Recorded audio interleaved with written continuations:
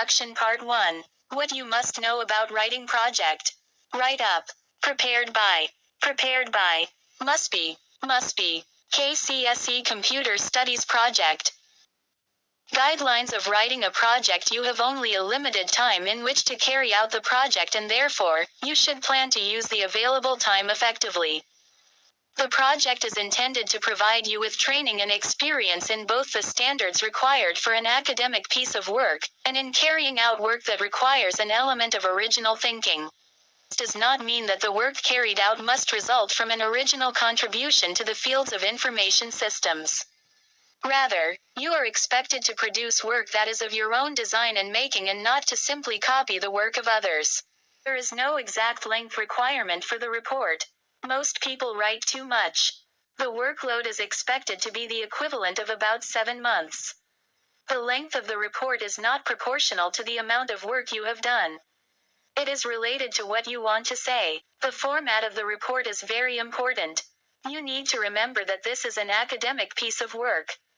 The work you are reporting is also your work, not someone else's. Published sources will be important to you, but do not repeat them. You reference them to support what you want to say. All projects require a member of staff to act as the project supervisor. Your supervisor is there to help you as needed with the overall aims and objectives appropriate to an academic project, and to advise you on the logical structuring and content of your report. A supervisor may not necessarily be expected to provide technical expertise in specific subject areas of computing and information systems, or in the use of specific hardware and software.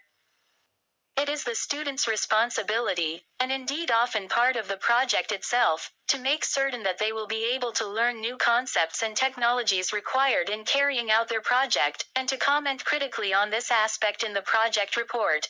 2 copies of the report will be printed. One is to be presented to the KNEC and the other will be a backup.